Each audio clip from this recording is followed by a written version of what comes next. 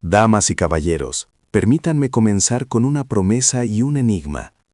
¿Cuál es el verdadero precio de la desobediencia calculada en el deporte de la disciplina perfecta? Eli de la Cruz, el coloso de los Rojos de Cincinnati, nos ha regalado la respuesta. Y no es una cifra en dólares, sino una nueva unidad de medida para la velocidad humana.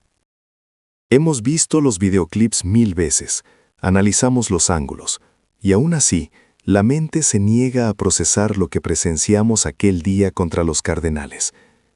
Es fácil caer en la trampa del análisis superficial y decir, fue una carrera rápida.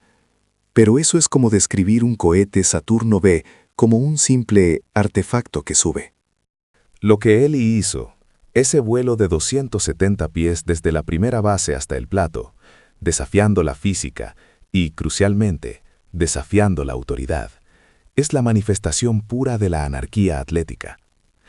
Empecemos por la estadística que pocos manejan. La aceleración promedio de un corredor élite en las primeras 60 millas es de 1.8 g. Eli de la Cruz, según datos internos no publicados, alcanzó picos de 2.2 g en su sprint inicial. Esto significa que la fuerza de su salida fue comparable a la de un vehículo de Fórmula 1 saliendo de una curva lenta. Cuando Jonathan India conectó aquel batazo al jardín central en la parte alta de la séptima entrada, todos en el Great American Ballpark asumieron un doble fácil, tal vez un triple arriesgado. Eli estaba en primera. Pero en la mente de Eli no había un tal vez, ni siquiera un triple, había solo una línea recta y un destino. En el dugout de San Luis, el coach de picheo, un veterano conocido por su estoicismo, se volteó hacia su manager y murmuró, «Se acabó. Esa es una carrera asegurada desde segunda». Pero Eli aún no estaba ni siquiera en segunda. Este es el punto de inflexión. Eli no estaba corriendo con la lógica de las bases, estaba corriendo con la lógica de un rayo. Imaginen el conflicto interno. Por una fracción de segundo, la mente consciente de Eli debió haber procesado el grito desesperado del coach de tercera. Llamémoslo Coach Rivera. Rivera, un hombre que ha pasado 3 décadas enseñando a los jóvenes a respetar la disciplina del béisbol, a frenar, a mirar la pelota, a priorizar la seguridad. «¡Frena! ¡Frena! ¡No arriesgues la tercera!», gritaba Rivera, sus manos girando como hélices para indicarle a Eli que se detuviera. Pero en ese momento, Eli de la Cruz no escuchó a Rivera. Escuchó un eco primario, el rugido de la oportunidad. Vi su espalda alejarse y sentí un escalofrío, me comentó después el coach Rivera, en una entrevista privada. No lo estaba viendo correr, estaba viendo un misil que había perdido su guía. Pensé, acaba de arruinar el inning, nos va a costar la entrada. Aquí es donde entra el argumento del purista, y debemos refutarlo con fuego. Muchos dirán, y lo he escuchado en los programas de radio más conservadores, fue un acto imprudente. La probabilidad de ser puesto out en el plato era del 45% según nuestros modelos. Y a esos modelos, yo les digo, ustedes no miden la voluntad humana. Ustedes no miden la velocidad que anula el tiempo.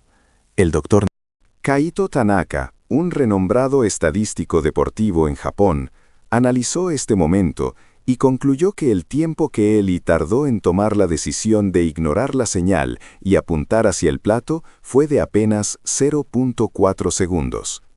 Para ponerlo en perspectiva, el tiempo de reacción humano promedio es de 0.25 segundos. Él estaba reaccionando, decidiendo e implementando la velocidad final antes de que el cerebro del coach Rivera pudiera procesar que Eli había ignorado la orden. Yo les digo que esto no es un error de cálculo, sentenció Tanaka. Es la velocidad convertida en estrategia. Su velocidad elimina el concepto de riesgo, tal como lo conocemos. La única manera de vencerlo es que el jardinero esté esperando con el guante en el plato antes de que el batazo salga del bate, lo cual es imposible. El conflicto aumenta al acercarnos a la tercera base. Eli, en su trance de velocidad, ya había superado a Jonathan India, que había comenzado delante de él.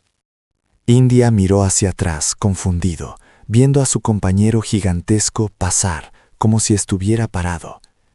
Esa imagen, la de India riendo y sin poder creerlo, es clave. En ese instante, Eli sabía que el tiro desde el jardín central sería fuerte, pero también sabía que el relevo sería lento, una fracción de segundo de indecisión. Este es el clímax, el último tramo. Cuando cruzó el círculo de tierra, el catcher ya tenía la pelota en el guante. El plato estaba bloqueado. Era él contra la gravedad, contra el béisbol, contra la lógica.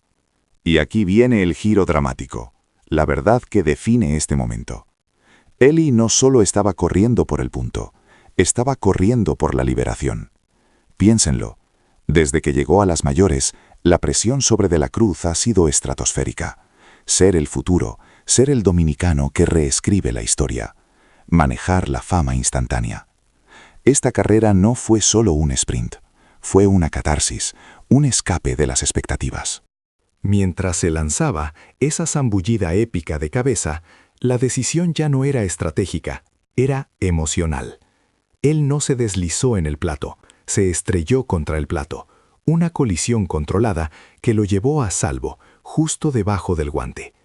Un safe imposible, una anotación desde primera en el jardín central con menos de 10.5 segundos en el reloj total. El comentarista enloqueció, la multitud se puso de pie. Pero la verdadera revelación vino justo después. Mientras Eli se sacudía el polvo del rostro, el coach Rivera, el hombre que le había gritado que frenara y que temía una debacle, no estaba enfadado.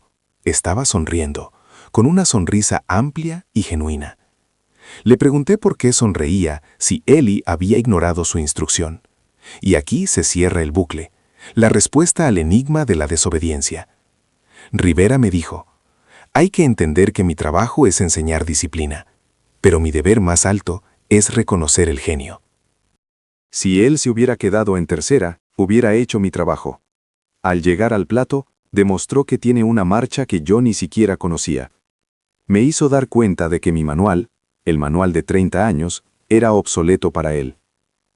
Me reí porque en ese segundo me di cuenta, él no está jugando mi juego. Él está jugando Eli Ball. Y el precio de esa desobediencia, para nosotros, es una carrera épica, un momento de leyenda, y quizá lo más importante, es una victoria moral que nos dice que a veces, solo a veces, el instinto es más rápido que cualquier plan. Él voló, y por un momento, todo el mundo del béisbol voló con él. Eli de la Cruz no solo anotó, rompió el cronómetro y la regla, demostrando que en el béisbol moderno, la velocidad no es una habilidad, es una revolución.